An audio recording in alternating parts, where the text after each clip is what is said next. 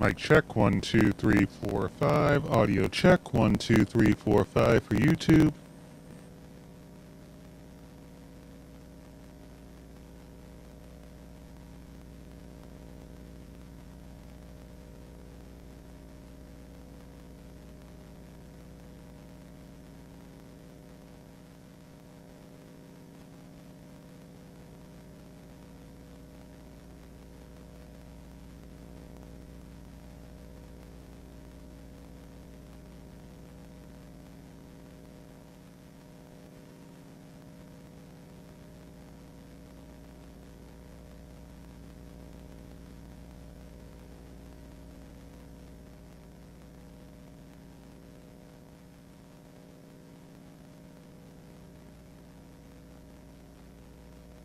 Check 1, 2, 3, 4, 5, 6, 7, 8, 9, 10.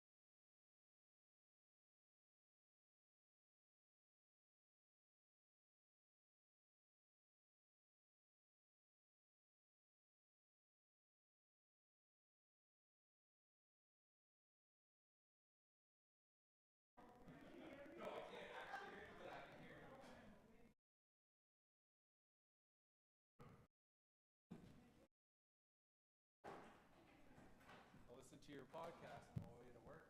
What did you with the? Yeah, very good. Very good. What was it? Check 1 2 3 4 5. YouTube check 1 2 3 4 5 6 7 8 9 10.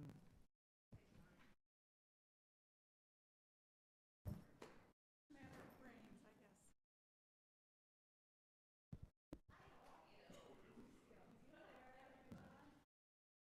I'm okay. Long time no see. Yeah, ever. 3 whole days. 2 whole days. I can't know. even count.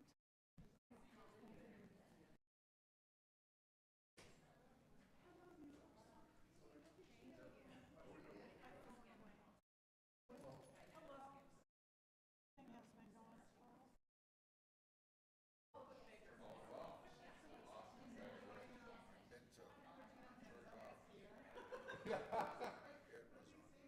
So I guess she's like the size of a sweet. Oh, sweet That potato. feels a little big. That's more like a ham. Yeah, sweet potato, 13 ounces. Yeah. That's about right. Technically, by weight, she's a week and a half ahead. That's awesome. Alright. So did you see my note? You can't read one? this? Oh, yes, I did. I did. Yeah, Sorry, I so didn't don't reply. read it, just We're just sign signing. Yeah. Blackie. Whatever. The only thing that you're required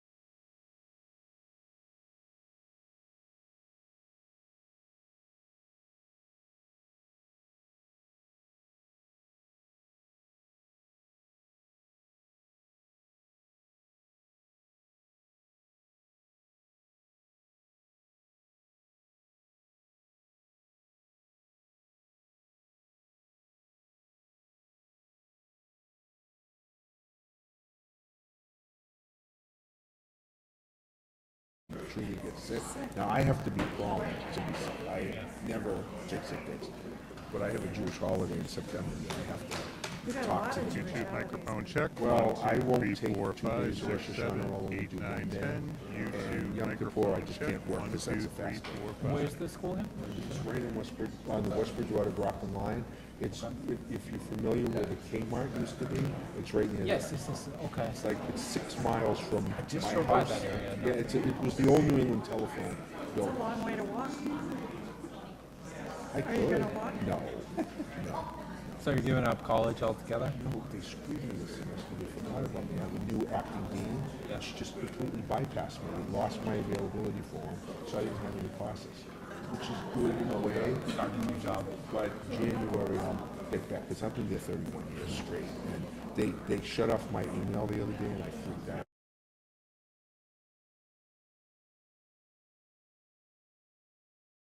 An algebra. They Yeah. keep the email on.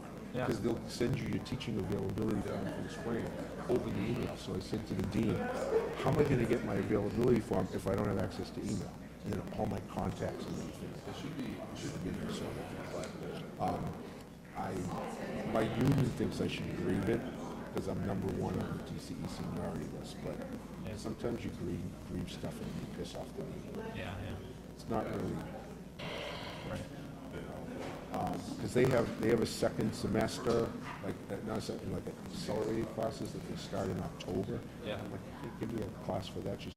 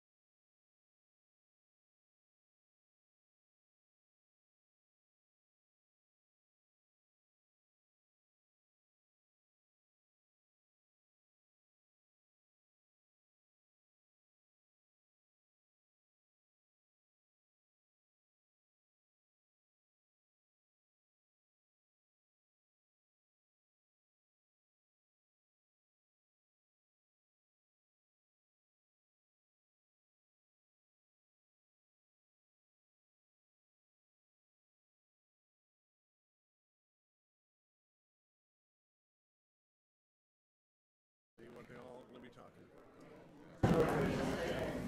Oh, yeah. All right. Everybody, please grab your seats.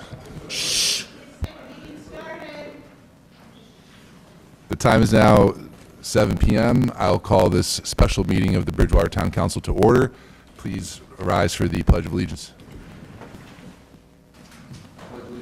To the flag of the United States of America and to the republic for which it stands, one nation, under God, indivisible, with liberty and justice for all.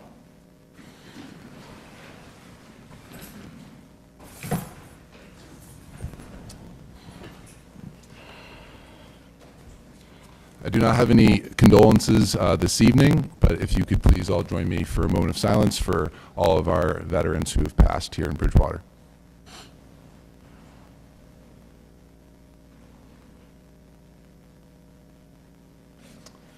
Thank you. Okay, first item up is announcements for the president. I will just read a short something that I prepared for you all. I know that some of you may be here for the MBTA communities discussion, and we're looking forward to your comments tonight and in the future, but I just wanted to just bring some clarity. Some of you may be here tonight regarding the proposed zoning ordinance related to our MBTA communities compliance. I wanted to clarify that this item is not on our town council agenda this evening. It has been formally referred to committee and will become before us likely in September, at which time we will hold a public hearing. I strongly encourage your participation in the public hearing at that time. In the meantime, I encourage everybody to take time to understand what density actually looks like. Our existing form-based code already allows for densities that are well above and beyond that is what is shown in the MBTA application. In fact, adjusting the application to include a cap would directly conflict with our current zoning. To put in perspective, a standard three-family home, a very common style of housing that we have here downtown, particularly in this area, results in a density of over 30 units per acre. This obviously depends on how big that lot is, but this is quite typical for our area and within the character of what many of us consider to be normal housing. I want everybody to continue to stay engaged in the process, and if you'd like to attend the committee meeting, the CED and Planning Board will be meeting later this month, Wednesday, August 20th, and then, as I said, we will likely have a town council meeting to vote on this legislation later on in September. And that's all that I have for announcements. We will now move on to citizen open forum. Due to open meeting law requirements, discussions will not take place during public comment periods. If appropriate responses to questions and concerns will be given by the town manager at a future town council meeting. Anyone may come up at this time and comment up to 3 minutes. Please state your name and address for the record.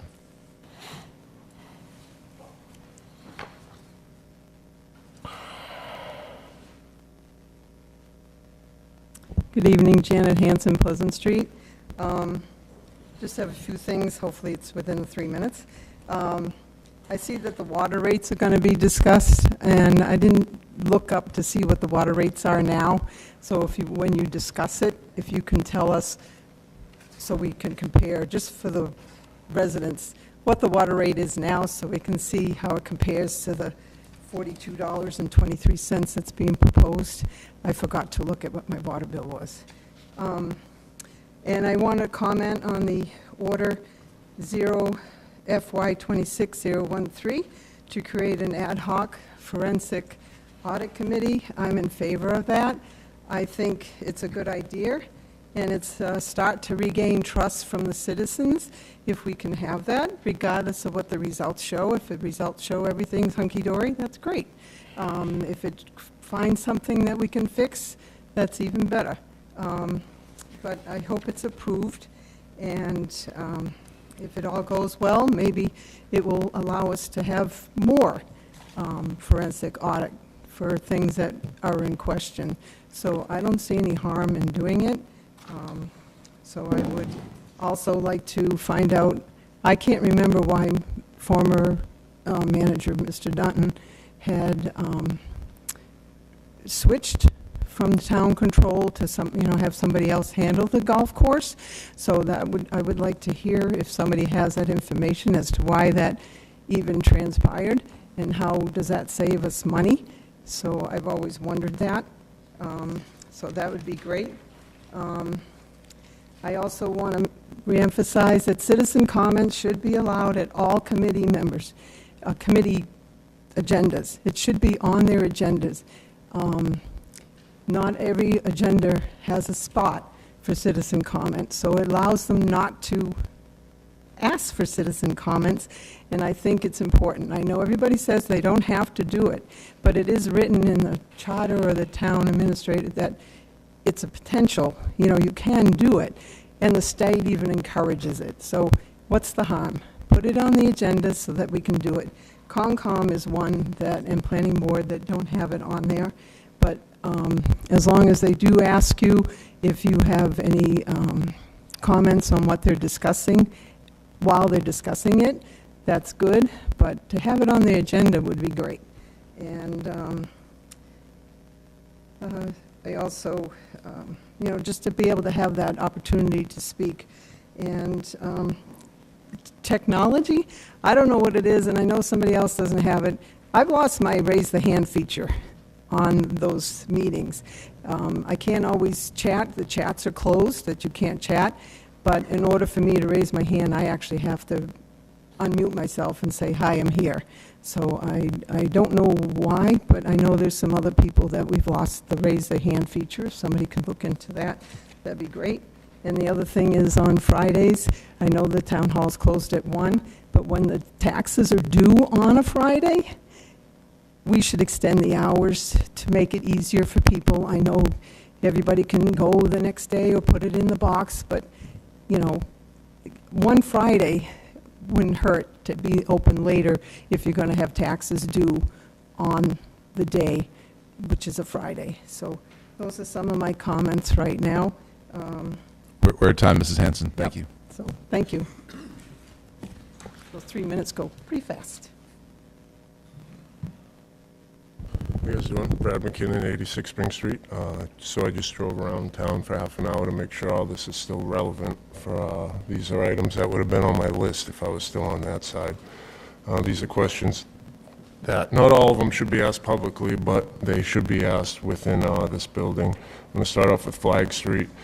Are we going to get a new water line or just paving over it and ripping up a new road within 5 years? It's already been brought up that before 2030, a line would need to be replaced on that street on one of the town's presentations. Staying on Flag Street, I'm going to move to Rainbow's End. This was my last town manager update I asked for, and I was told it was going out to bid. That's probably 8-9 months ago. Well, just wondering what's going on there. Summer Street Park, not trying to talk down on any contractors or anything, but what's going on there? I mean, it doesn't really seem like a job site. There are machines and trucks there, but nothing's really getting done. And I mean, hopefully their excavator isn't dead in the morning because they left their lights on today. Grove Street, are we just going to leave the Jersey barriers to block the street? Doesn't really help prevent cars going up and down that one way. That is new. And I mean, the day before Thanksgiving, most of you guys know I almost got taken out by a drunk driver pulling out of there, so it is kind of a dangerous intersection. The center of town, public safety, just questions, why can't I cross the street of Bridgewater Credit Union and Mechanics and Kingswood safer than crossing in the center? Why can college kids cross the street safer at the Plymouth Street train crossing? We got 2 new flashing lights in the center, but we can't get the ones that only flash when people hit the button to cross. Constant flashing lights help no one. Stiles and Hart, lower parking lot needs curb cuts / what's going on with that property. Maybe CPA money, looking into that.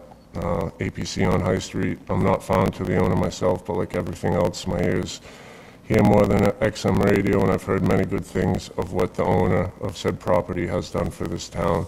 It's not right to not take care of those who take care of us.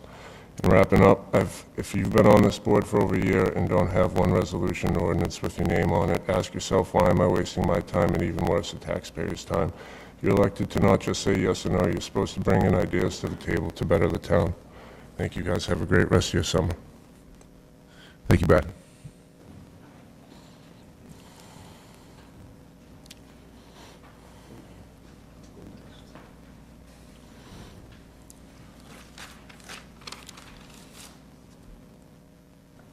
Elizabeth Sharp, 1000 South Street. I'm disappointed in the outcome of the special election, and I'm here to advocate that we continue to work together, moving forward for a better community and for our school district. The outcome of the override election means our school district's budget per student will remain at the very bottom, number 281 out of 288 regular districts in Massachusetts. So please don't ignore the data that shows we are not providing a school budget that is even close to satisfactory. 7th lowest in the state. Is that something as counselors you are proud to defend? Bridgewater, Massachusetts, 7th lowest funded schools in Massachusetts. I truly hope all 9 of you sitting here tonight are not proud of this data. If our per pupil spending was even close to the state average and the schools were still in trouble, I can see why you might feel the need to question every decision that the school committee is making. But that is not the case. I urge you to approve the school budget on the table tonight to barely scrape by this year. Then let's move forward working to increase our district's funding. Thank you. Thank you.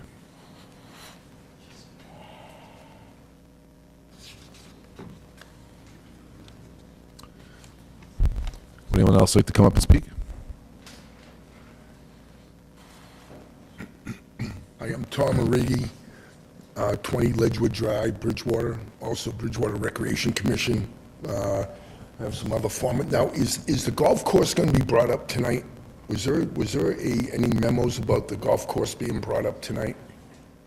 About the management team and so forth? No? Okay. All right, thank you. Sorry.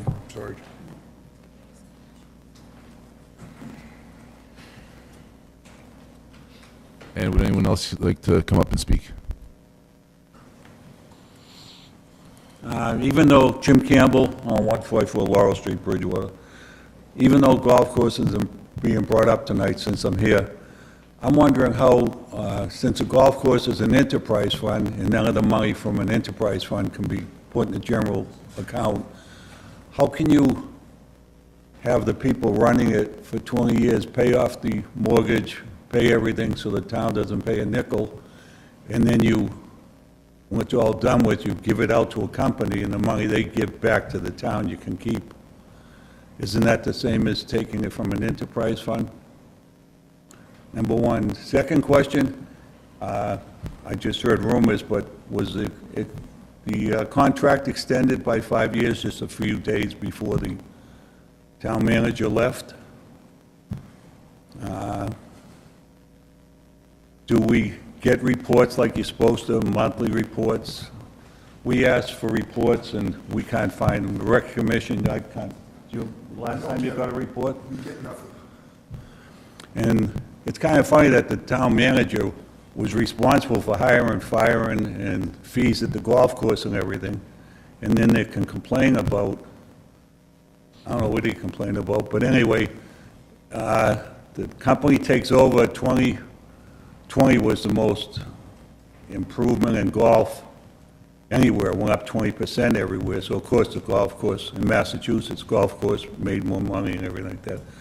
But there's things that happen, like, I don't see the benefit to the town. People were paying, I think they were paying $1,000 a month, and the contract says you only go up 3%. So if it went up, it'd be $1,030, unless someone sends a letter to the town manager, and if he don't answer that, I guess you can go up to what you want, because it's, I think it's 2,000 something now, which is a lot more than 3%. Used to run a lot of things for kids, used to give a lot of lessons, clinics. The league on Thursday night was a good deal, and now it just seems to be a money-making venture. I think all the rates went up. There's, as far as, there's no like rate for a Bridgewater person to take a membership and stuff, so I'll save the rest for when the golf course does come up. Thank you. Thank you. Thank you. And just to clarify, nothing specifically on the golf courses tonight, but there is discussion of a forensic audit, which may include the golf course. So we're not discussing the golf course specifically, but I just wanted to make sure you guys had the right information.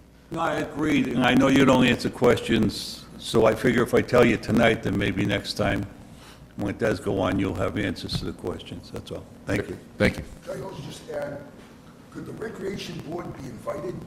Anything with the, it's like when it went private 2 years ago, we were never involved in it, and the course falls under the Recreation Department, and we had nothing to do with it.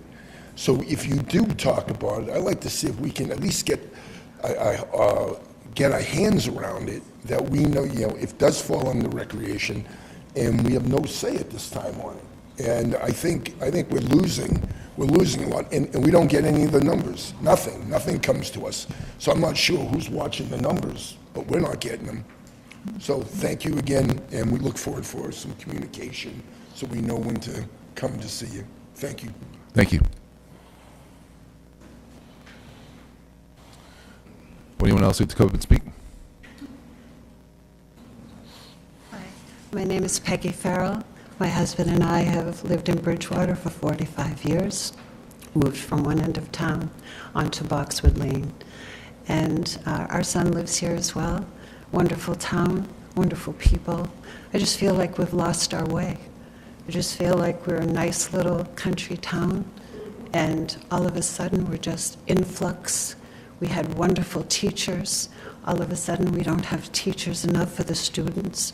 My 12-year-old grandson is scared to death that he's not going to have a teacher, and they feel like they have to move out of town just to make ends meet.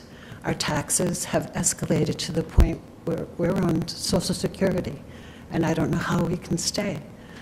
Our water bills escalate, our services diminish, and I feel like there's a lot of people behind me that wonder, how can we add any more people? With all of these units that we're talking about, I'm hearing about things I didn't even know were happening in the town, and that's my own fault, but I just feel like, how can we add more students when we don't have teachers? How can we add more families when our water is cut to the point that everyone's lawns, everything's dying all around us? I don't think it's a good representation for our town. I think we could be so much more, but what's the plan for the water and the sewer to try to make this town beautiful as it was 45 years ago? Thank you. Thank you.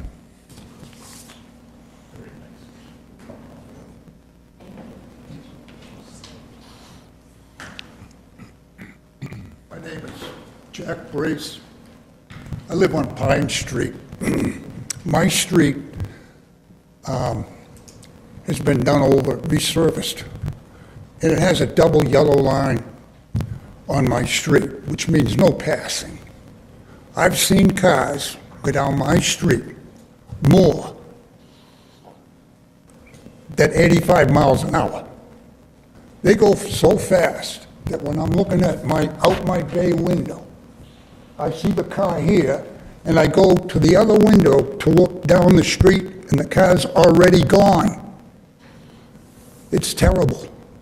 What I'd like to see on my road is speed bumps, where they put them on Elm Street in East Bridgewater or West Bridgewater. I'd like to see something like that, probably 4 or 5 of them.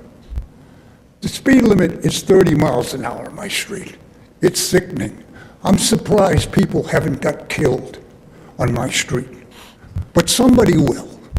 And I wonder if they'll do something then. You gotta put some, tar's very cheap. You know, take one load of tar and put 5 or 6 bumps in. Or put a cop on the street. I've only seen one policeman give a ticket on my street. I've been there 14 years. That's a long time. No tickets. If they ticketed the people speeding on my street, they could probably put a bunch of teachers on the schools. You know, it's crazy. And you could put some police on too, or firemen. You know, we got to do something to save lives. It's sad. I'm really sick of it. Thank you.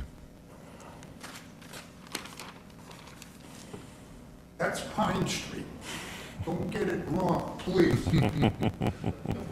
Councilor Striggles lives on Pine Street. Would anyone else like to come up and speak? Okay, thank you all for coming up to speak tonight. We'll now move on to our next agenda item, which is hearings. We have Order FY 26-010, Post-Override Supplemental Appropriation. This is a public hearing. This was advertised in the July 21st, 2025 Enterprise. Our Finance Committee voted 6-0 to recommend at their July 21st meeting. This hearing has been duly advertised in the July 21st, 2025 Enterprise. The Town Council voted 9-0 at our previous meeting on July 14th to retain this order at the Town Council level so we could all proceed forward with the hearing tonight. It is now 7:21, and I will open the hearing. I will defer over to our town manager, Mr. Casanova Davis. If you could just give us a little bit of overview over what we have before us, and also maybe speak a little bit to what the school committee met on last night, so that we could all assure residents that we're moving forward with a approved budget for our schools. Thank you. Good evening, everyone. Just to clarify what the school committee did last evening. Last evening, the school committee decided to reduce the assessments for Bridgewater and Raynham regarding capital. Just a little bit of backstory there. Typically, what the town has done is in the fall, they've generally funded capital. Because we were in a 1/12 budget, DESI and UR became involved. Technically, we wouldn't have an approved budget if we did that practice that we did previously. So in order to make sure that our numbers were aligned with Raynham's, with the regional school districts and Raynham's as well on their town meeting this evening, the school committee had to reduce their assessment for capital, knowing full well that we are going to address capital in the fall as we typically had done. So it's not reducing our assessment, it's just making sure our numbers are aligned, and that way we don't have to do a 1/12 budget. Hopefully Raynham's town meeting approves their increased assessment this year, and obviously if the council does that, then we would be aligned and they would have approved budget. So there's the clarification there. In terms of the post-override supplemental appropriation, this does meet the additional around $850,000 for that additional appropriation. As I mentioned before in the council meeting previously, the proposal is to take $450,000 for employee liability stabilization fund. The reason why we're making that decision is because that fund generally funds employee vacation and sick buybacks when there's retirements or terminations. The town has prudently reduced our liability there, so we feel comfortable taking those funds from there. And then when we do have additional free cash, when we do free cash, is considered one-time sources of revenue that are in excess of additional revenue or savings in departmental budgets, so we can replenish that fund in the fall. And then we do make some other ancillary changes with position reductions or freezes for the year. Give us time to evaluate that as part of the fiscal year 27 budget. That's where we're at, and then obviously if you have any questions, we can address them. Thank you. At this time, I'll ask if there are any general questions from the public that would like to come up and speak. Seeing none, would anyone from the public like to come up and speak in favor? Thank you, President Loretti, and thanks the council for working with us so diligently and in such a good partnership over the last while. Tim Fitzgibbons, 238 South Drive. Sorry, I forgot that part. So just to update you a little bit from the town manager's update, Raynham's town meeting is done. They did pass what we passed last night, so we're obviously being on the school committee. I'm hoping you vote to pass this as well. So I'm in favor of it, and I urge you all to be in favor of it. Raynham clearly was in favor of it. Thank you. Thank you, Tim. Would anyone else like to come up and speak in favor? Seeing no more, would anyone else from the public like to speak in opposition? Seeing none. And now I'll open it up to fellow councilors if they have any questions or comments, discussion on what's before us. Councilor Murphy. Through you to the town manager, very obvious question. Taking money from a one-time stabilization fund is not a long-term solution. Can you speak to how you'll address that need or gap that we have now in our budget moving forward, knowing that the school committee did not meet the desired outcome that I think people had hoped for, that they'll likely come back again next year asking possibly for an increase again. We have now a gap in our budget taking from a one-time stabilization. How are we planning to address that, and what does that look like over the course of the next year? Yeah, that's a great question. Before I do that, I do want to just also say, I appreciate the collaboration with Superintendent Powers as part of this process. I think this is part of the fiscal year 27 budget process. We're definitely going to have some difficult decisions. By utilizing a source of revenue that is non-reoccurring, by using a stabilization fund, it's not an ideal situation for someone in finance. I think one thing for me and the team when we discussed this was we were looking at this holistically. This decision was made, the day before I started, and based on the time that we had, which was 45 days, we felt this was the most prudent way to fund that additional appropriation. But one of the commitments that I have, the commitment that we have as a team, is we're going to look at this organizational efficiency review. We're going to dive into the budget, and we're going to just roll up our sleeves and sharpen the pencils and get to work on the budget process. So that starts early, and it starts a lot earlier than what we've done previously. I think we're also working with some of our sort of collective bargaining groups and realizing opportunities to realize savings in our budget this year. So I think we're going to do this looking throughout this fiscal year, and more so for the fiscal year 27 budget, coming up with proposals that make sure that we can fund our schools properly, but also fund our town operations properly as well. Thank you. Questions or comments from other councilors? Councilor Lindy. Through you to the town manager, I just want to commend you and the finance team for coming up with a creative solution. This is not obviously what we want to do all the time. It's starting early. I know there's been a ad hoc committee, which Councilor Striggles and Councilor Reddy were on, with 2 members of Rainham and 2 members of the school committee. Hopefully they'll meet on a regular basis with the budget subcommittee of the school committee, so next year we can find a way to do better somehow. So I just want to thank you. Thank you. I just wanted to first thank you, Councilor Murphy. That was the exact question that I was going to ask. It's a fantastic question. I appreciate the town manager working with us on this and trying to sort this out. I know this started prior to you being here. Through my own discussions with you, I would like to give you the chance to work on this and to work the problem out. I'm generally opposed to using stabilization funds that are for a revolving problem, and we are going to continue to have this problem. I would like to see continued work with the school committee to try to sort out some of this funding. The town did vote against funding for the override, so I think we are doing what we need to do and try to work within our means, which unfortunately means some cuts here. But I will give the town manager the chance to work on this, and the ability to replenish those funds, which is a high priority for me, because they are stabilization funds. So while I initially voiced the concern and lack of support for using those funds, after discussions with you, I'm willing to give you a chance to work on this and to do that. I appreciate all the work you're doing, and I support this currently based on what we see today, but if we are still sitting here in a year from now, I will be here. I will not continue support for stabilization funds to fund a revolving problem. These are problems that need to be solved. The town voted on this. This is no different than your own personal budget at home. You only have so much money coming in and so many things you can pay for, buy, and expenditures that you can take on. So we need to work on that. I think this is the first step for us to work on that. And as much as I don't like doing it this way, I wish there was another way. I don't see a current ulterior option for this, and I'll support this time, and that's kind of the way and where I'm sitting on this. So thank you. Thank you, Councilor Kennedy. Any other comments from councilors? Councilor Ellenberg?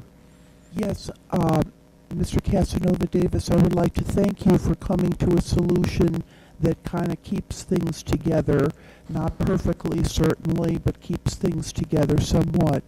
And later on, we're going to be discussing how to increase revenues. Am I right? in terms of water and sewer rates and things of that nature. So revenues to offset the deficit. I think just for clarification, their water and sewer are enterprise funds, and they are separate from the general fund. But yeah, as we discuss water and sewer rates, I think we'll be addressing how we are raising, additional revenue to address the infrastructure needs that we have in those respective funds. But a little different from our general fund, but yes, we will be discussing that this evening. Thank you. Thank you. Any other comments? Sure. Thank you. Agreeing with Mr. Kennedy, I also agree that we shouldn't be using stabilization funds for operational expenses, but this is a special circumstances at this point in time, and this is our bridge to kind of get through this fiscal year. We're going to run into this, obviously, this time next year. So I do want to give Mr. Casanova Davis the opportunity to work his magic with the budget. But again, you can only get so much blood from a stone. We are still desperately short of funds as a town and desperately short of funds as a school district. So again, the handwriting's on the wall. There will be talk of another override again this time next year. You can count on that. But the work needs to be done now to show that, the schools are spending money, in an appropriate way. There's going to be a lot of work and transparency in the coming months to probably show that. And if that is shown, we can convince the public that the money, is being spent appropriately, then I'm hoping the public will get behind potentially supporting an override down the line, because there's nowhere else the funds are going to come from except from the residents of the towns of Bridgewater and Rainham. But I am totally in favor of the supplement budget this evening. So, thank you. Thank you. Any further comments from councilors? Seeing none. So just for me, Councillor Kennedy put it as well as I could have said it, so I won't repeat what he said. I'm willing to give our town manager the opportunity to work collaboratively with us, and I want to put this on the shoulders of the council, because I think that managing the budget and working with the town manager is our greatest responsibility as a legislative body. So while we'll work collaboratively with our town manager and finance department, the directive inevitably comes from us. So we need to make sure that we do that in a collaborative way. And while I'm not in favor of using stabilization funds, I think this is the best way to do it. I'm looking forward to continuing to work on the ad hoc committee with Councillor Struggles, and we'll revisit that with the school district to see if there's another way that we should be doing that. But those conversations are continuing. We already have meetings set for this summer, so those conversations for FY27, they're already going to start, because as we've all kind of noted here, that this is not a problem that's going away anytime soon, and we need to continue to work collaboratively to figure out what's best for our town and for our residents and for our students. So while I was initially in opposition to this, it's something that we need to do on behalf of our students. Our teachers cannot take any more cuts, so I think this is the best path forward that we have right now. So with that being said, I will close. Oh, Mr. No, I was going to make a motion to approve. Oh, yeah. So I need to close the hearing. Oh, first. sorry. Can I ask a question? Yeah. Just on what you said there. Sure. You referenced an ad hoc committee, and I believe Council Lindy referenced an ad hoc committee, but there isn't actually an ad hoc committee. So, yeah, we're using the wrong word. It's a working group that the superintendent set up. So we're using ad hoc committee, but it's a working group the superintendent's set up through their body, and then invited councilors to participate. Yeah, I was going to save this for the committee section, but the next meeting for that, they are open to the public. They are always posted, because at any given time there may be a quorum of counselors there. And ultimately, the next meeting is August 14th at 6 p.m. at the Bridgewater Middle School at the superintendent's office. So anyone that is out there right now is more than welcome to join. There is not, and this is the purview of the superintendent, there is not a public comment period unless it's on the agenda, and typically it's not. So if you have something that you would like brought up, you can speak to Councilor Loretti or myself about that prior, and we'll definitely add it to our agenda items. Thank you for that. Councilor Kennedy. Yeah, I'll just make this quick. I agree with Councilor Perry's assessment of where we're going to be later on down the road. I think we will be looking at another override in our future based on the way our budget is and the funding currently for the school. this body sent a resolution to the school committee requesting certain things be addressed. So when it comes to looking at a potential override down the road, I hope the specific items that we sent over there that we find pertinent and we hear from constituents are going to be addressed. I'm hopeful that they will take that path, and I'm looking forward to the meeting that they have set up with the group, but not confident that that may address some of the concerns that we brought to them. So I'm hoping that if it doesn't, then another avenue can be taken to build that trust in the public, because again, like I said, we will be here again. So thank you. Thank you. I just to push back a little bit, and maybe we can ask council for this, but if you and Councilor Striggles are representing the town council, I feel like there should be a process in that. Not that you're the wrong ones, but and I'm happy to sponsor whatever legislation we need. I just feel like we're circumventing a process by sending 2 representatives to speak on behalf of the council that weren't either appointed or elected to do so. I don't know. I'm asking your opinion, please, formally. I tend to agree with you. I think that the body politic would have to select the people to take part in something that they are acting as representatives on behalf of the group. If they're acting as citizens within a school district, that's a different analysis. But if they're acting as a representative of your body should be the one selecting them. Dr. Perry. Yeah, I would agree with that sentiment in the sense that this original group was set up kind of informally to discuss the development of an override at the time. Obviously, they're keeping this group together now going forward with, again, looking at additional things to work on in conjunction with both towns' boards and the school committee itself. So I would agree with Councilor Murphy that to formalize this at some point in time, maybe obviously within the next couple of meetings, if this is a group that's going to continue going forward, we should definitely formalize the process, nominate some membership of our town council here and make this an official situation. Yeah, we are in a new fiscal year, and because this was set up from the superintendent's side of things, we could have that discussion with him and those folks involved and see what's the best path forward for this next budget cycle. So it's kind of outside the purview of this body right now, but we could open up that conversation and see where that goes. But I'm glad that we'll continue that work, whoever's going to be on that body formally. And then, as Councilor Striggles said, we're all invited to be there in attendance, and I encourage everybody to do that is able to. Any further comments before we close this out? Sure. One question, Councilor Striggles, are the committees would it be on the Bridgewater website, or is it going to be on the school when you guys meet? It's usually on the school district's website, and sometimes it's been posted on the town's website, but it almost always... Yeah, I'll ask them. Okay, I had some residents ask me, and I wasn't sure. Thank you. That's easy. If there's nothing further, I will close the hearing. It is now 7:38, and I believe Mr. Lindy has a motion. I'd like to make a motion to approve Order 0 FY 26010, post-override supplemental appropriation. Do I have a second? I'll second that. We have a motion and a second. For all those in favor? Aye. Aye. Any opposed? All right, motion carries. All right, we will now move on to town manager's report. Right. Good evening again. Just quick updates for boards, commissions, and committees.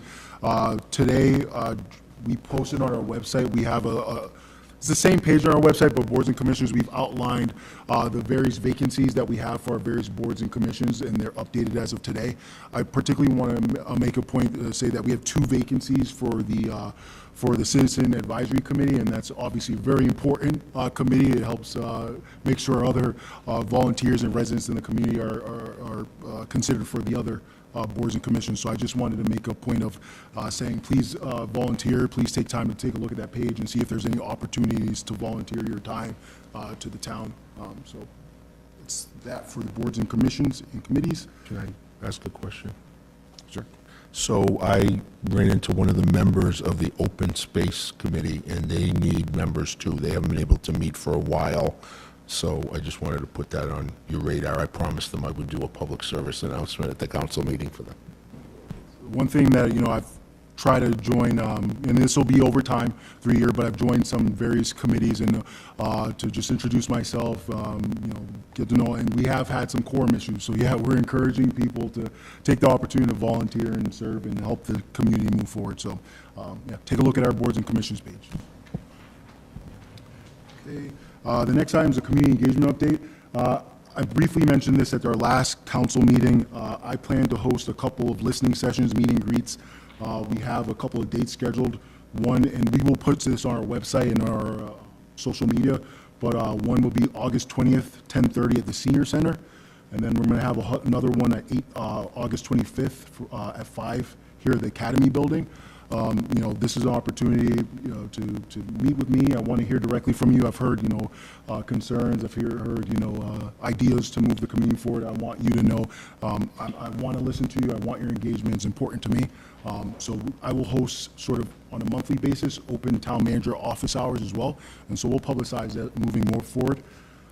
In addition to that, we started a website survey. The town is transitioning the website to another company. That work had already begun before I started, but I've heard, especially in some of the meet and greets that we had, that the website needed to take a look at accessibility, search function, and so forth. So we want to hear your feedback because it will directly help how our new website is. So, and then in the fall we'll do another residential survey. We'll have more information regarding that moving forward. But those are my quick updates there. Great, thank you. Any questions or requests from councilors of our town manager, Mr. Lindy? Thank you, through you to the town manager. So before your time with the previous town manager, I had inquired about a fire hydrant outside of the town hall that had a red flag on it. The response to it has been, it's been removed completely. So my question is, what fire protection does this building have now that that fire hydrant's been removed? They told me at the time, after multiple requests, that it required that the street be cut and the line was going across the street, and that being Route 18, it was a federal case to fix it. Well, now it's gone. So this building, a lot of time, effort, and money, historical money, CPA, everything was put into it. There's one across the street, but there was one right here, and I just don't understand why it was removed. So I'd just like to somehow get an answer on that. Thank you.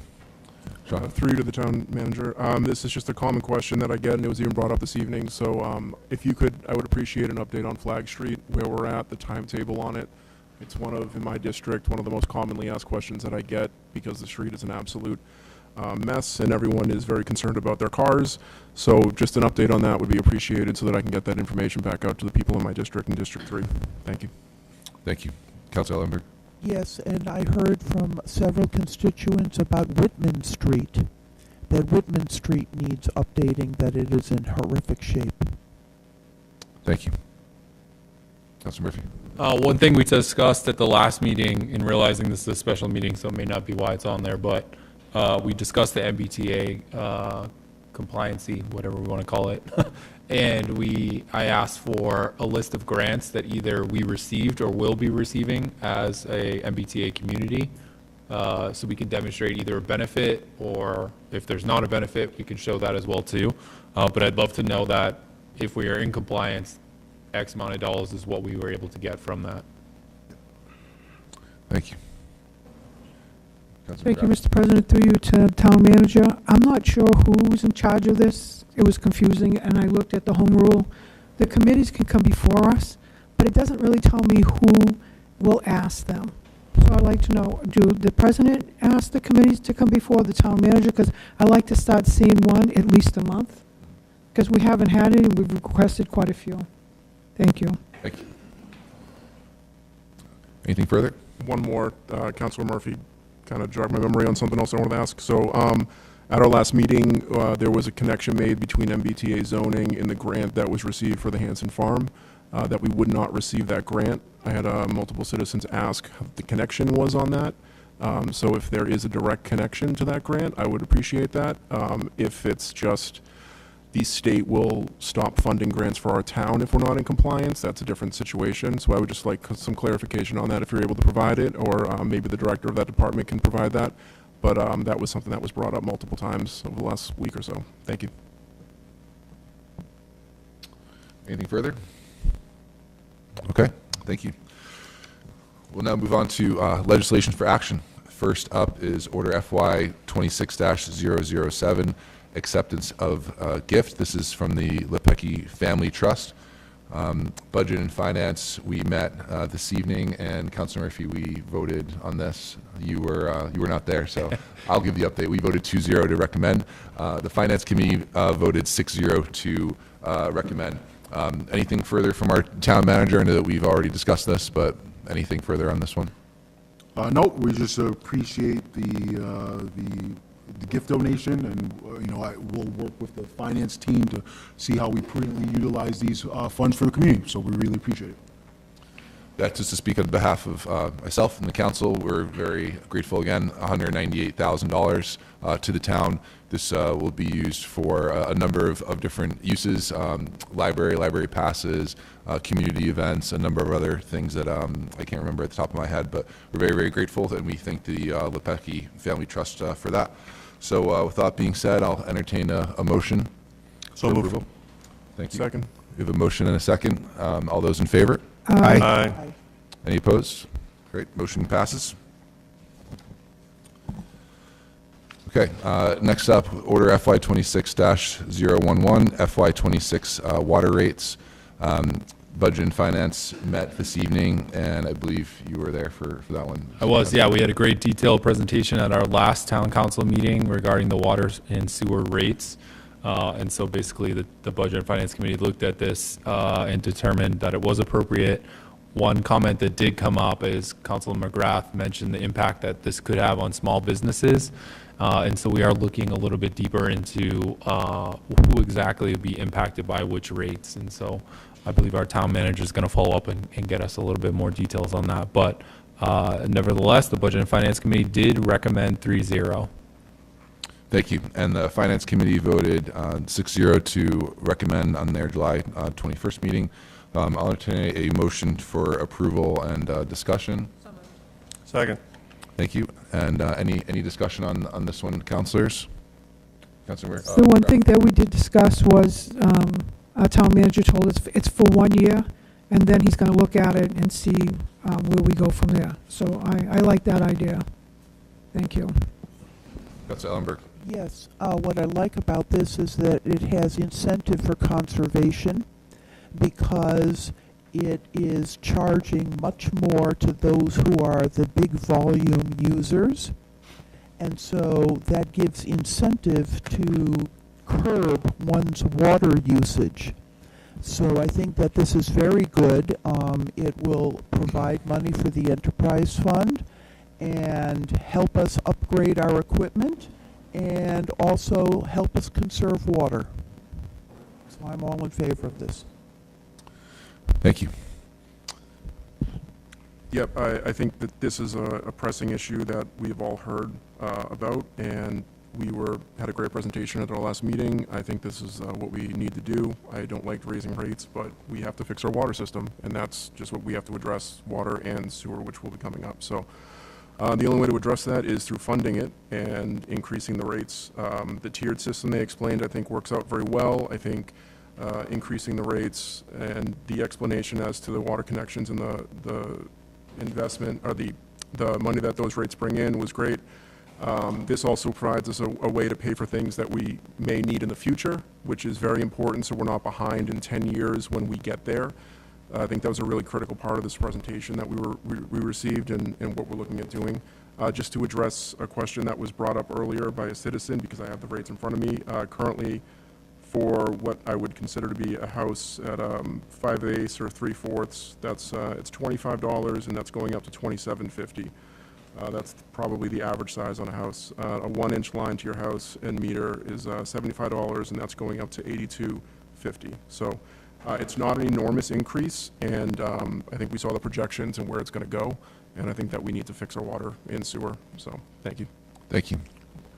Any further? One thing more. Our water department heads are here.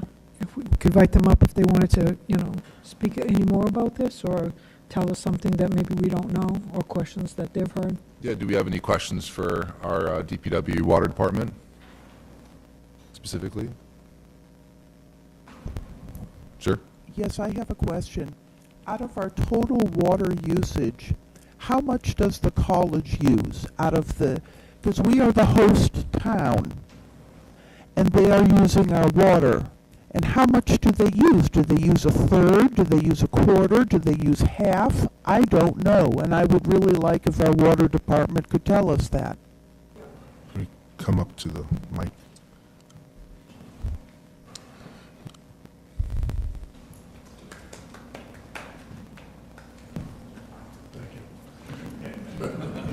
Thanks for the question. I really don't know the exact percentages, but I can get that to the town manager, and they can get it to you.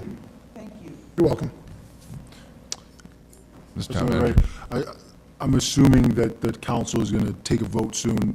Two things here.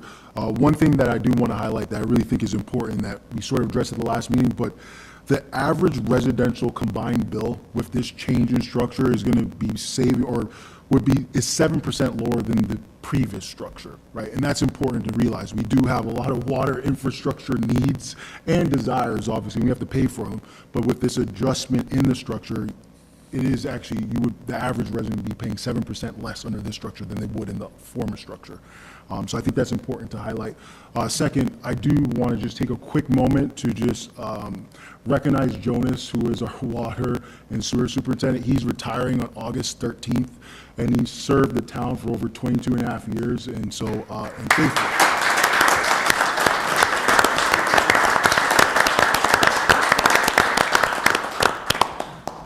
Thank you. Thank you.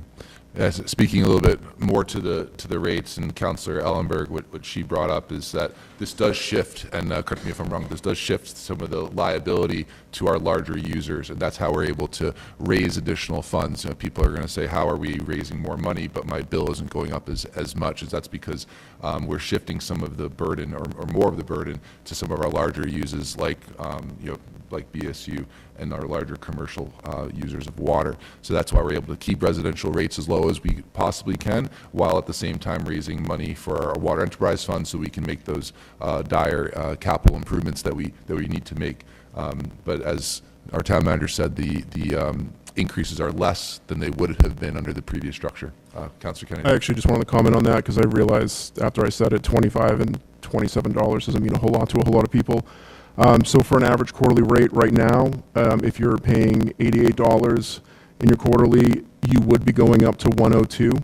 If we were to move forward on this, your rate, if you were paying $88 again on a residential, you would go up to $97. So it's actually about $5 almost less for the average residential unit.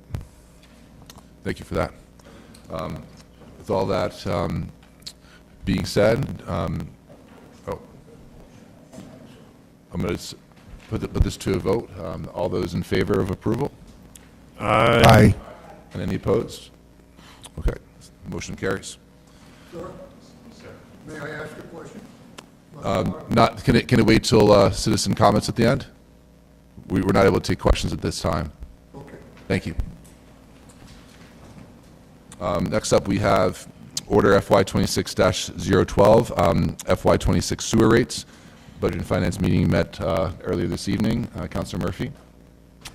Yep, Budget and Finance voted 3-0 to recommend similar discussion and was included in the presentation last week. Great. Yeah, and the Finance Committee voted 6-0 to recommend.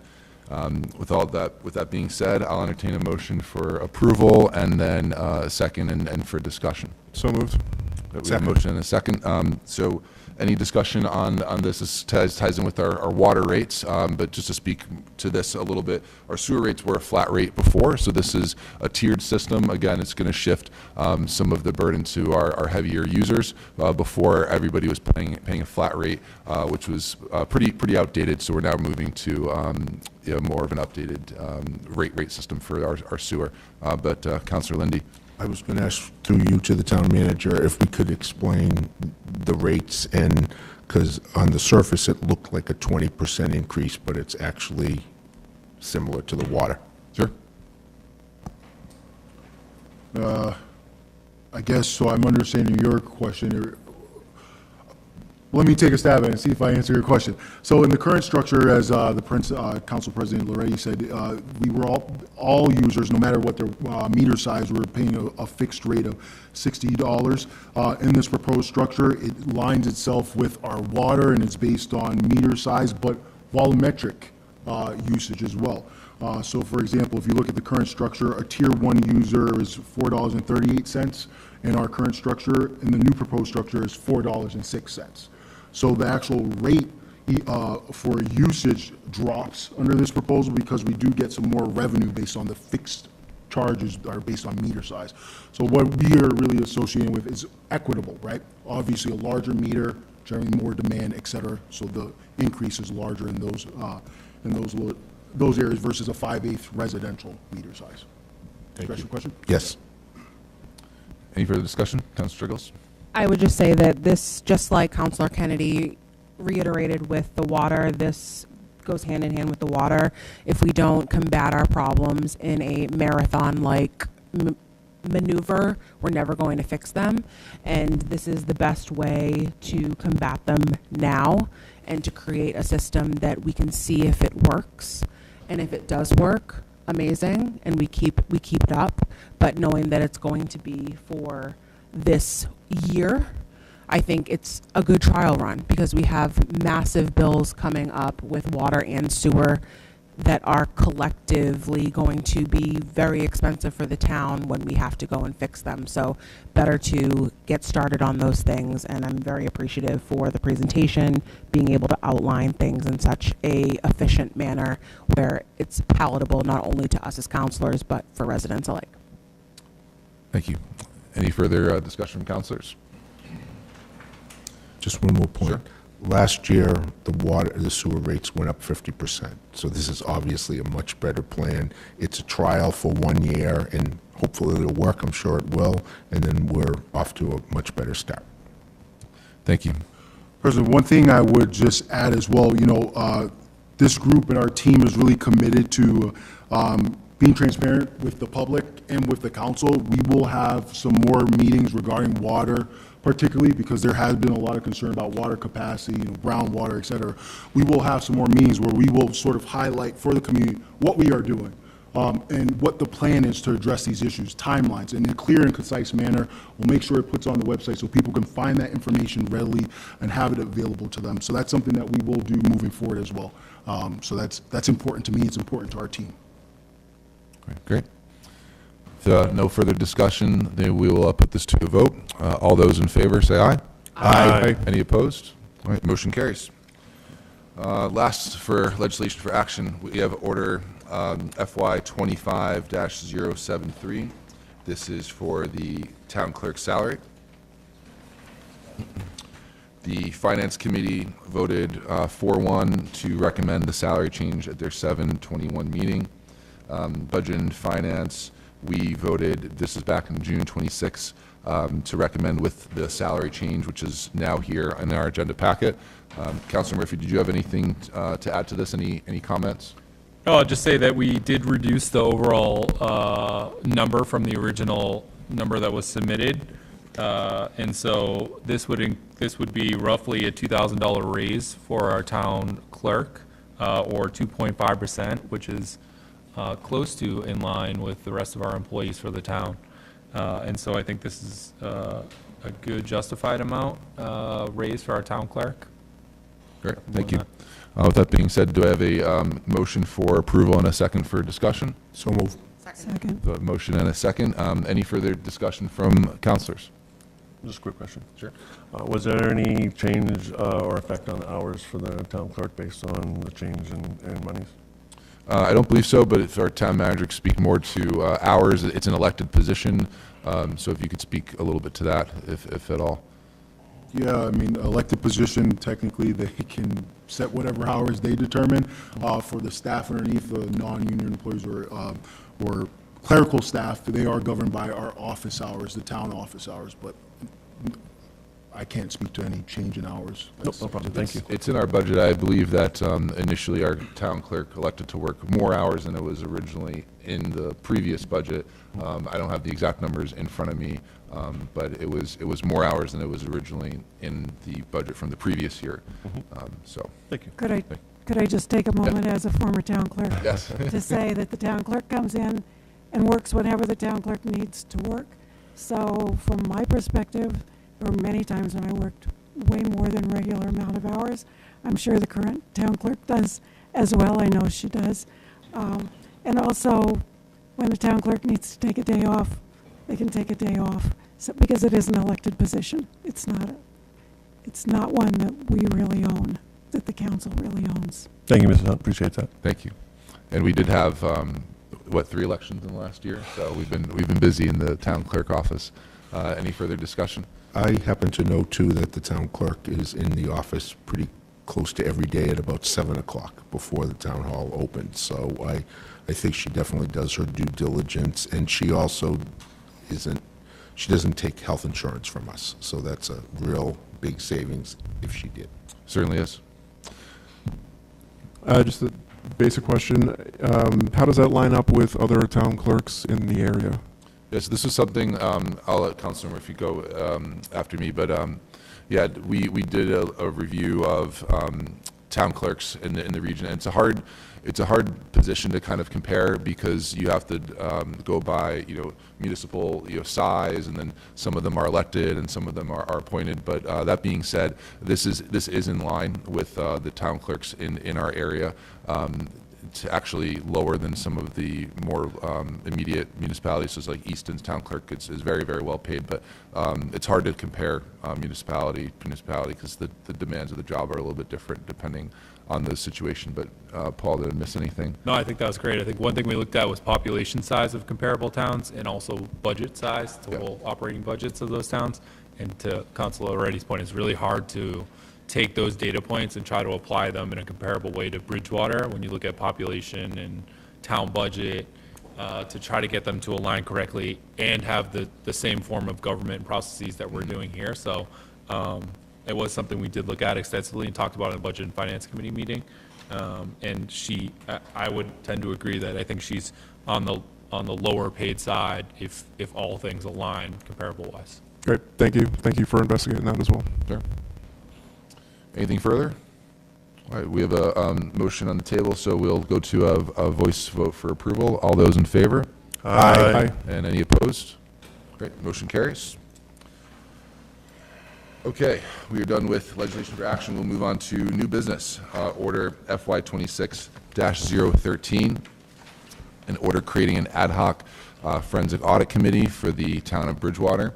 This was introduced by Councilor Ellenberg. I'll have her speak to this further. Well, this I brought up because there has been persistent comments from constituents that things are not being done right. Now, I have looked at the initial contract, and we are supposed to be earning certain revenues when we reach a 20% threshold in terms of the number of hours played, and then more revenue when we reach a 30% revenue stream. Now, I'm curious to see the books. I would like to see, is Bridgewater getting that 20%? Are we getting that 30%? We are in dire need of revenue. I think that we should look into that, and an ad hoc forensic audit committee can start with the golf course, and then perhaps maybe go to ballot if the citizens would like a forensic audit on the school system. I've heard many people say that. So maybe people would vote whether or not to spend the money for such a thing. But at this point, our town manager has said there is no money allocated for this committee, so it will be simply investigation of our committee, by our committee, as best we can do. And perhaps if we turn up things, then perhaps funding could be allocated. We'll see. Thank you. So, as Councilor Ellenberg said here, this is looking to establish an ad hoc forensic audit committee, specifically looking at the golf course. So what I'll ask councilors if I'd entertain a motion to refer this to Budget and Finance. Oh, please. Oh, okay, are you going to? I was going to ask for a motion to refer to Budget and Finance and then discussion, but if you have. That's okay, that's all I was going to say anyway, right. so. Do I have a motion to refer to Budget and Finance Committee and Finance Committee? Yes? Yes. And then do I have a Second it. Second, yep. And then discussion. I- You guys are tied. No. You want to go first? Go ahead, Mark. Yeah, I just, ad hoc committees. How many ad hoc committees are ultimately we're going to create of this council?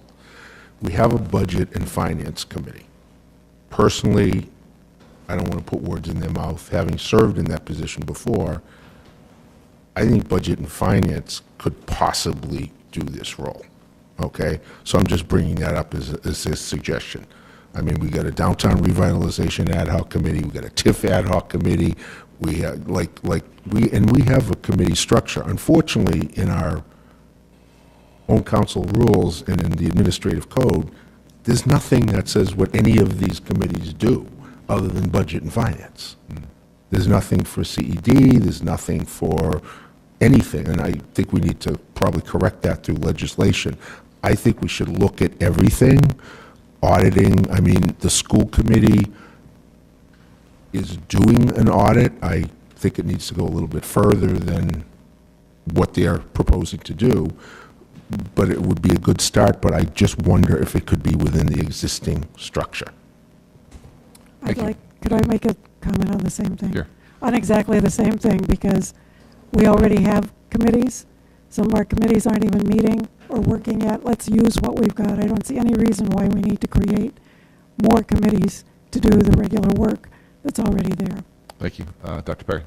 Thank you. I believe this order is a little overreaching for the council itself. Number one, again, since we do not have money for any type of forensic audit to be covered by the town, I don't think anyone on this panel is a forensic auditor in and of themselves. So again, I don't really like how this is worded and laid out. I think it's looking to pick on certain, aspects within the town, whether it be the golf course or what have you. So I make a motion to lay this motion on the table. I'll second. So the motion on the table, so so there's no discussion after that, so we'll just go ahead and go to a vote. Motion to the table on this one. Debbie, may we have a roll call, please?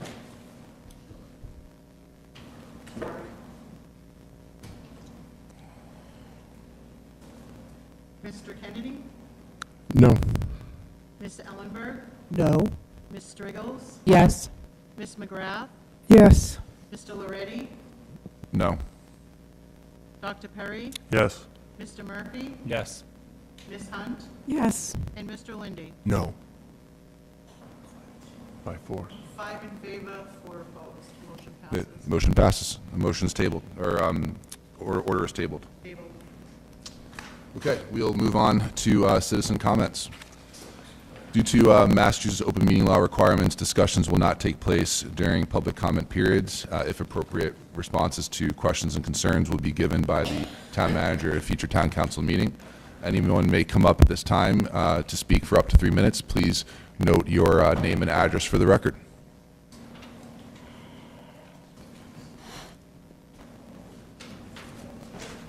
Charles Kendari, 193 Summer Street. If this gets moved to the Budget and Finance Committee for an ad to do a forensic audit on the towns, when will the town people, or in case city people, be notified, and how will the Budget and Finance Committee go ahead and do this? Will there be a team set up to do that? And would that be in the next town meeting or city meeting? How is this going to happen? I noticed that there was a motion to move it forward to the Budget and Finance. Am I correct in saying that? We actually just tabled it, so it is currently tabled at the moment. Okay. So at the next meeting, will we be getting any information whether or not the Budget and Finance Committee will actually be taking over this audit? Or I is don't this want to going have to be too much back scrapped? and forth, but it's tabled right now, so it did not go to Budget and Finance Committee, so it would have to be brought back up in the future at the council level, if at all. Okay, because it doesn't say anything about it being part of the Budget and Finance Committee. So in the next new business, would it be saying something to the effect of, in order creating an ad hoc forensic audit committee for the Budget and Finance Committee? So that you're in compliance with your own rules. Yes. Yeah. You may want to offer to answer questions after the public meeting has concluded. It's probably the best way to deal with it at this point. Yeah, I could answer a question at the end. That's okay. Thank you.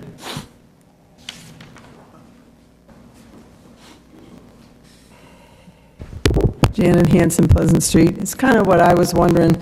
It's tabled, meaning it's dead right now. But how going forward, how does somebody go ahead and look, and I'm going to pick on the golf course because that's what came up, and it is interesting. I've always wondered, how is the town getting money from the golf course? I've been wondering that since it was formed. But going forward, how does the town, who's going to look more closely at the golf course to make sure we're getting more money?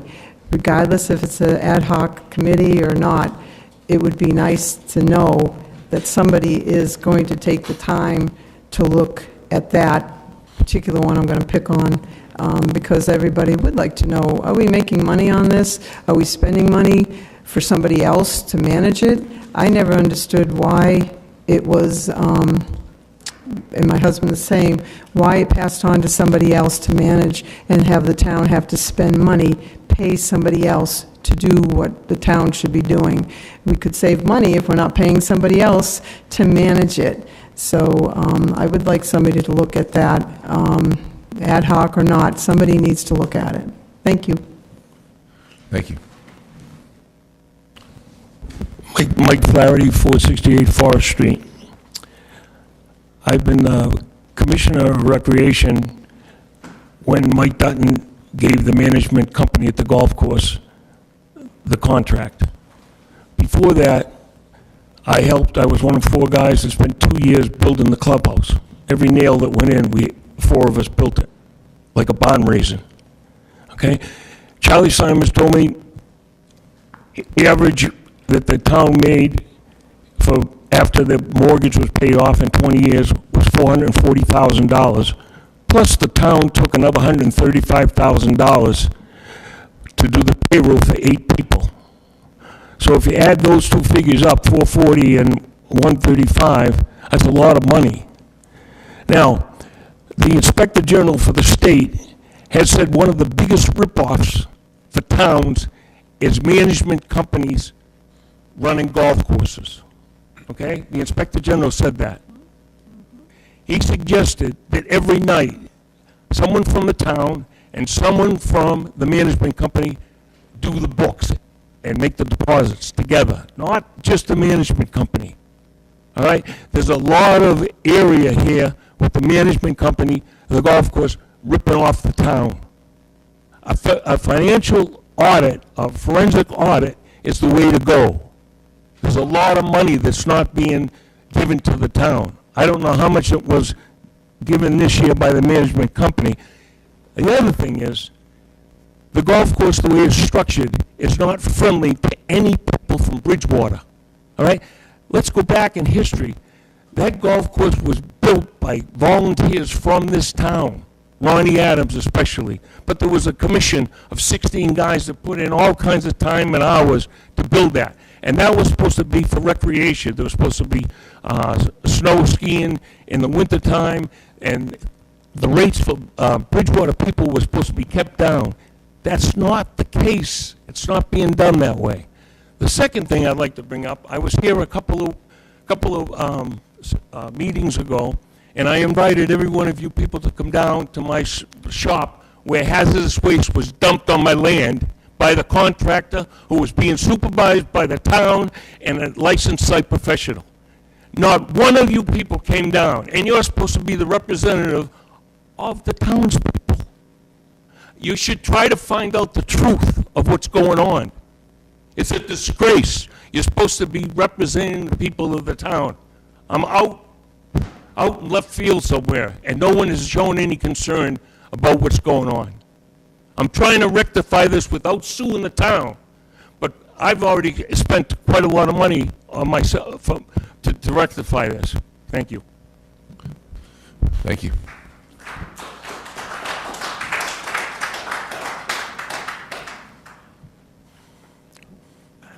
Without getting in the audit part of it, after you go over 975,000 or something, your town gets 20%.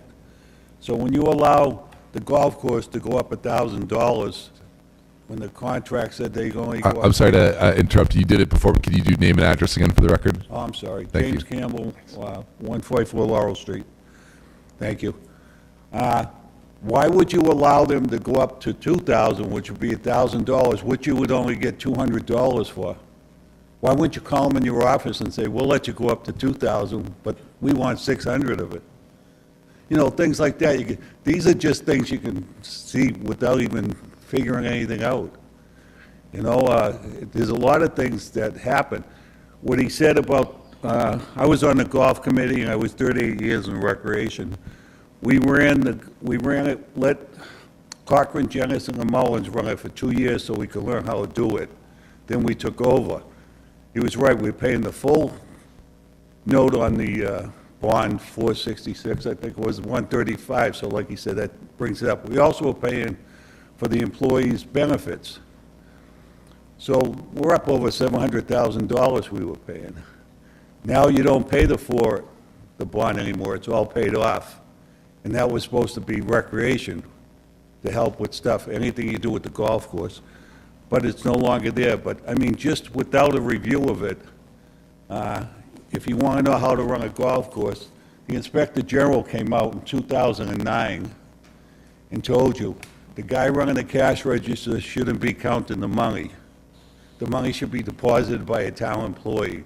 They have all these rules they say should go, 3-year contracts. Don't ever go over 3. Someone walks out of town and gives a 5-year extension that ain't due up till next year. Don't you wait till you get close and figure out, I mean, golf is taking off. It's a lot of money. People are making tons of money. So, I mean, I don't know if you need a forensic audit, but just a casual look at it and go down. They're supposed to give you monthly reports. After 3 years, they say they're supposed to pay for an audit themselves. So, I mean, there's a lot of things you can do without going out and doing a forensic audit, but at least do a simple one. Thank you. Thank you.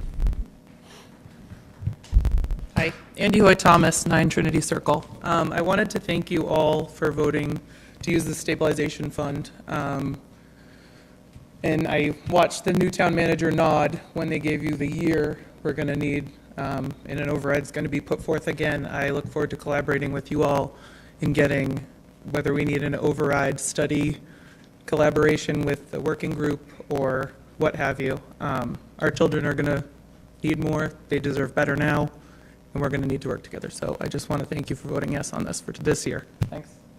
Thank you.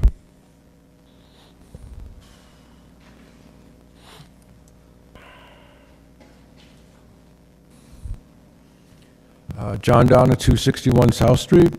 If I could just jump ahead a little bit and speak to the MBTA issue as it relates to water. As I understand it, right now the town is approved for 15 units per acre, and currently it might come under consideration in September to move that up to 27.5 units per acre. And, you know, most of the discussion through the meeting is you know, water, and, you know, water rates have gone up, and what are we going to do about the water, and it's all you really hear in town. So, you know, I just don't really understand how, as a town, we would even want to think about going from 15 to 27.5. That just doesn't make any sense. There's a water ban out there. If any recreational use of water by any residents in town right now are at risk of a $50 fine. And now we're going to potentially increase the units that we're going to build per acre for a state mandated law. And the legislators who made this law aren't here, and they don't live in town. They don't understand the challenges we're facing as a town. And I don't even know where we would have, how are we going to even have the resources for the 15 units that are already approved? And I think, you know, as a town, we should even consider walking that back. Thank you very much.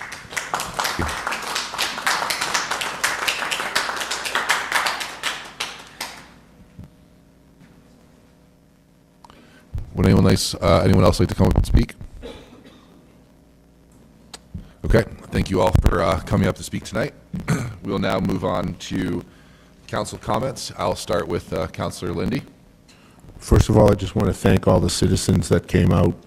You are listened to, even if we can't answer you at the time. As far as the golf course issue goes, we have a new town manager that we can ask for information on that. And I think that's exactly what we should do. I guess I heard the contract's up next year. He just got here. Let's give him an opportunity to dig into that with the finance team, get us some numbers, and maybe everybody will feel better. There is a recreation commission. Maybe they should be more involved. I don't know enough about that to comment on it, but I heard some good information here tonight. So I just think we should try to move forward with that and get some information, get some answers. Obviously, we know we're going to have to really work hard on the budget for next year and deal with expenses and everything. I wanted to say, and I don't usually share personal stuff, but my grandson's mother decided to move him out of the Bridgewater-Raynham School District. He's a bright student, a 3.8 average, taking AP classes, and none of those courses were going to be available to him next year, so they moved him to another school district. I don't particularly think it's wise. I still think we have a good school district, and I didn't get a vote. I'm not his mother. But it's kind of sad to see. It's been a good school system. I know people here graduated from that school system. I graduated from Brockton High. And we got to figure out how to fund the schools properly, how to get the state to change the formula. I commend my fellow counselor for going up and testifying, Paul Murphy, about it, and we just have to work hard. So, thank you. Thank you. I have a point of order before we continue. I believe that the tabling was out of order. We voted as a committee to send that out, and tabling on our end doesn't do anything because we already moved it from our committee. So I'm going to make a motion to pick that item up off the table because I feel like it was inappropriate. And it's also an inappropriate use of tabling because essentially what we're doing is killing this with tabling. So I would like you to consider that motion, Mr. President, either to pick it up off the table, and then we can take a vote on that again to just maintain the process of sending that to committee, which we actually voted for, or maybe we could ask legal counsel as well on that and defer. Yeah, I'm not familiar as to why it was out of order. Could you explain that? Did you take a vote to send to committee? Yes. Had it already been voted? There wasn't a vote to send to committee. There was a first and a second, but So we had a first and second to vote on that? Right. You had a first and second, and Then my motion. yeah, motion to lay on the official table vote? takes Okay. precedent. Takes precedent. So it was in Sure. line. It was appropriate. Okay. And it can't be brought up until the next meeting. Yeah, you Can't bring made it off a the motion to table during the discussion. Right. Okay. But we can't bring it up off the table until a future meeting. Well, you wouldn't bring it up off, it's already been tabled. Right, but I'm saying if someone were to make that There's motion, it has to be nothing, a future but meeting. there's nothing to. You can pick up from the table in the same meeting. Exactly. Yes, yeah, but not at you're the same beyond. meeting. Yeah, you're basically beyond Not that the at same. this point, but. You can do it at the same meeting, Yes. correct? Yeah, if the sprinklers go off and we're in the middle of doing something, you can vote the table, come back in the room Exactly. and take it Yeah. off the table. Okay.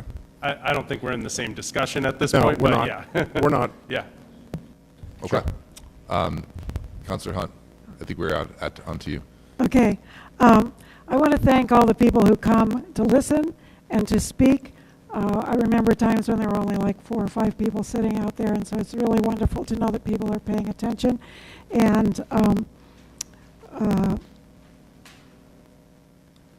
I think one of the really good things that you could do, because I've read some of our minutes sometimes, And not everything, because everybody's saying so much when they're up there, not everything makes it into the minutes.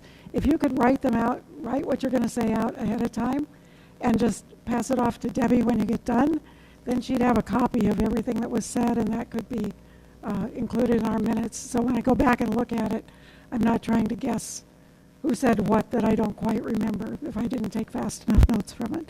So that was what I was going to say.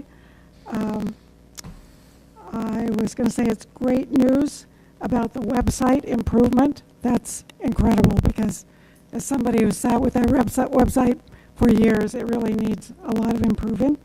And I wanted to say I usually meet about every couple of weeks with citizens here after hours, and I will be doing that again tomorrow from 4:30 to 6:30 in 201, either A or B, depending on if somebody else is meeting in A, I'll be in B. And then I wanted to tell you what happens when when people come to talk. Someone came in last time and complained to me about things that he was worried about down at the NIP. And he said, sometimes there are boats there, sometimes there are people swimming, even though there are signs up that say no swimming. There's a big hunk out of the boat ramp going in. He wanted to know who's in charge of the parking and the boat ramp and the NIP. So I've done some research and worked with an old friend from when I used to work in state government, and we found all the documentation saying who owns it and who can do what with it. And I think we're going to be able to get some work done to make sure that we can take care of some of those problems, so we're not endangering any children's lives by boat propellers when boats come in and people are swimming. And around the backside, maybe by your house, I don't know, but there's a place where it's only maybe 2.5 feet deep, and there's rocks there where a boat coming around there could be in serious trouble. So try to get some of those things straightened out.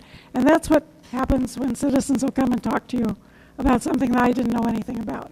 So I'm happy about that.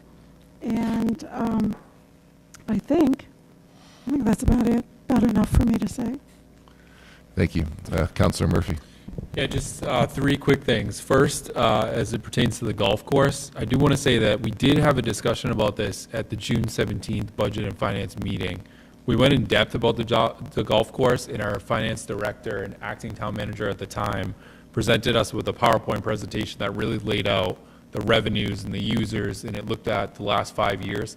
It was amazing information and presentation.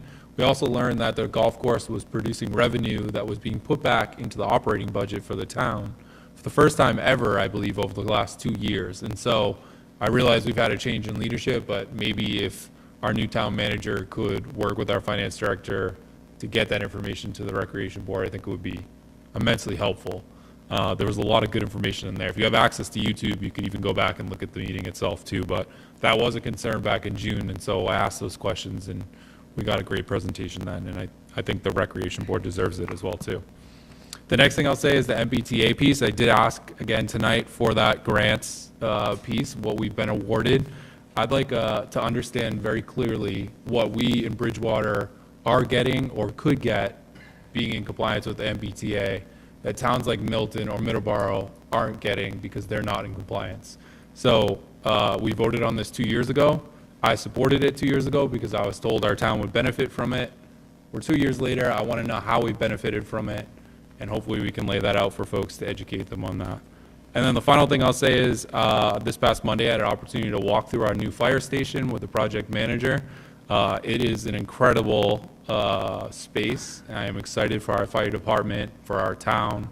We're prepared for the next, I think he said 50 years. For anything that happens here in Bridgewater, but our fire department deserves that space. There's also some great public space in there, meeting rooms and different breakout training rooms as well too, that I think will really help our town in a great way. We don't advertise that very widely yet, and I'm sure, or I hope we will, once that station's fully built. But when it is, hopefully, the beginning of December, as I've been told over and over again, we have a good opening, grand opening, and we can get some members of the public in there to see that space, because it truly is incredible. And that's all I have. Thank you. Dr. Perry.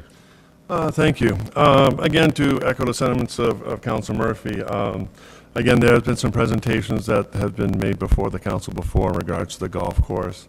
I did bring some numbers today just to let some of the public know because they might not be aware. And again, I thought this information is on the town website, but if it's not, again, I'd like to see it get on there. But just in FY23, the town realized $344,000 from the agreement with Troon. 404, almost 405,000 in FY24. In FY25, we have a number of 465,000. So that number is going up each and every year. And again, it's one aspect of the town that the town doesn't have to run. And it's monies that the town can count on in their budget every year. Again, I appreciate all the work that the Golf Commission has done in setting this up over the years, all the hard work that they did from day one. None of that should be discounted. But there was, going back to a presentation that was done from FY02 to FY15 of over 14 years, there was only 4 years where income exceeded expenses. And there was many years where the town had to, make up for loss of funds. So again, I do think it's going in a good direction. I certainly am not opposed to, again, reviewing the numbers if it's necessary, but it's definitely, I think, going in a better financial direction than it has in the past.